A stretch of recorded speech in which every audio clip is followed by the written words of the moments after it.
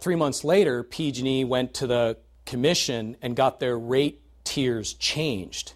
So where the curve used to rise sharply from baseline tier 1 up to tier 5, they flattened their tier structure to give the biggest consumer of power a rate reduction at the expense of the low end. So rates for tier 1, 2, and 3 and baseline or lifeline went up.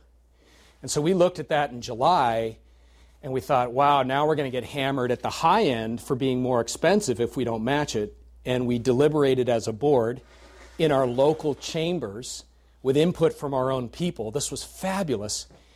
And the consensus was, don't change our rates. We have a philosophy, and I worked on this when I was on the Marin Municipal Water Board. I was a key leader in creating Tier 4. In Marin, we wanted to make it expensive to consume a lot. If you're going to be a high consumer, you ought to pay more. It has a big effect on water supply. It has a big effect on power supply and greenhouse gas emission. So we left our curve steeper than theirs. So all of our customers down through Tier 3 pay less. When you get into Tier 4, you start paying more. And at Tier 5, you pay more. It's not substantially more, and our average rate is actually lower, but our tier structure is steeper. That's the beauty of being able to make these decisions at home. We have different set of values that we wanted to employ. Well, we've decided tomorrow night to entertain a 14% across-the-board rate reduction to bring all of our rates down. And so our tiers will still be steep, but they're going to drop across the board by 14%. And next year, with those new rates, we'll still put $1 million to our bottom line unencumbered reserves. Not bad for a startup. So as you can see, the bill still looks the same. It's unfortunately been almost inscrutable for our customers to be able to figure out, well, what's going to PG&E and what's going to MEA, and how do MEA's rates compare to PG&E and stuff like this, because PG&E and the Public Utilities Commission have very strict rules about what will go on the bill.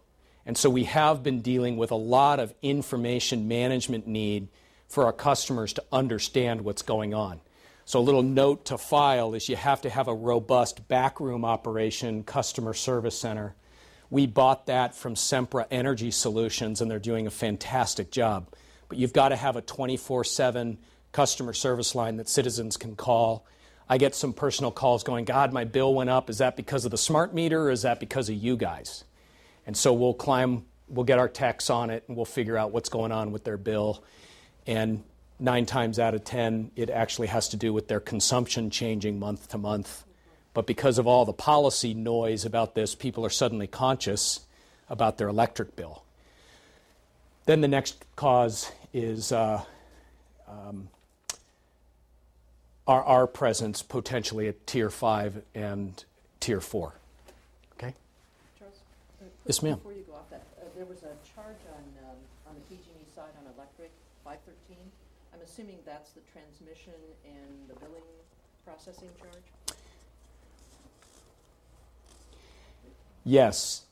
What PG&E still charges represents about 60 to 70% of the electric bill is contained in their transmission, distribution, and customer service. So we overall, on a typical utility bill, represent about 20 to 25% of the overall bill.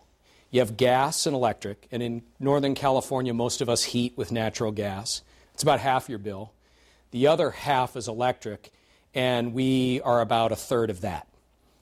So, we're anywhere from 20 to 25% of the bill. And so all of these charges are that last 25%.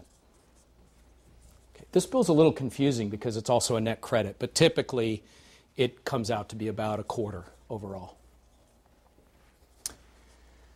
What we decided to do, again, in sharp contrast to San Francisco, was to set long-term goals, as you can see here, but then use a very different brokerage model to meet our short-term goals. So long-term, we want 100% renewable power for every Marin Clean Energy customer by 2020. Right now, we're on track to beat that by about 6 years. We estimate we'll be 100% renewable for everybody by 2016. And we're actually ahead of that curve to meet that goal. And at the end of the day, from a combination of local, state, and West Coast resources, we wanted to be roughly balanced, a quarter each of the sources of power you can see there. Biomass, landfill gas, food to waste conversion, food to energy conversion, solar, geothermal, and wind. It's basically where our renewable brokered power is even now. In the short term, what we decided to do was go straight to the market and hire a broker.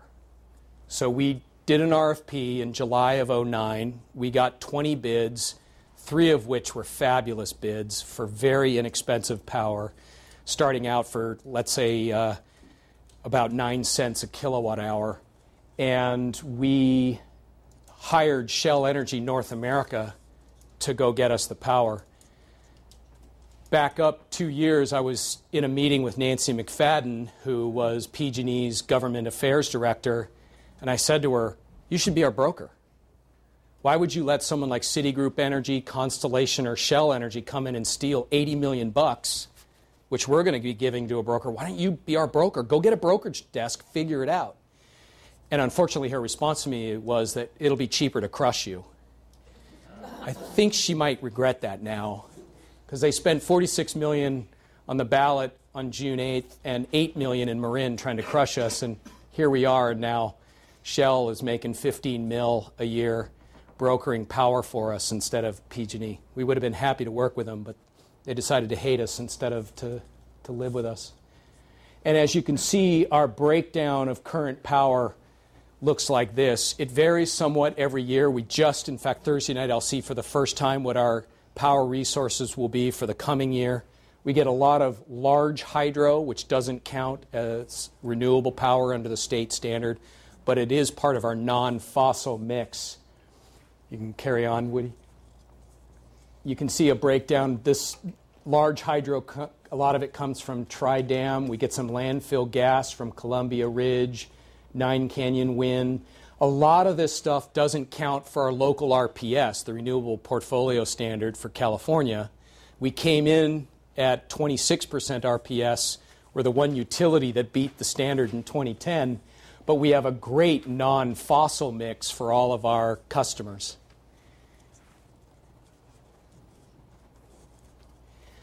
In fact, what we got was a 100% renewable product for our deep green customers and the 26% renewable for our default customers. When you don't opt out, you end up in the light green unless you want to opt up to 100% renewable like I did in my house. And this power still is 78% fossil-free with no nukes in it.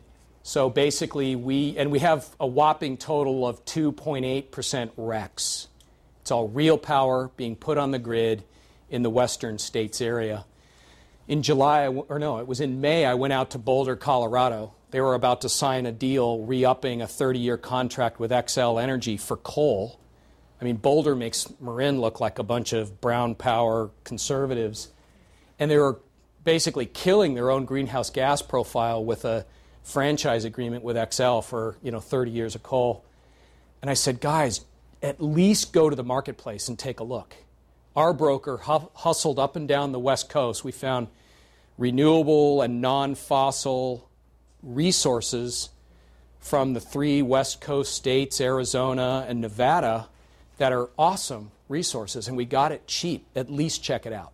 And luckily, they decided to delay the contract and are going to look at a broker's model. And we believed quite strongly that even if all we ever did was hire a broker to go to the market to go buy power,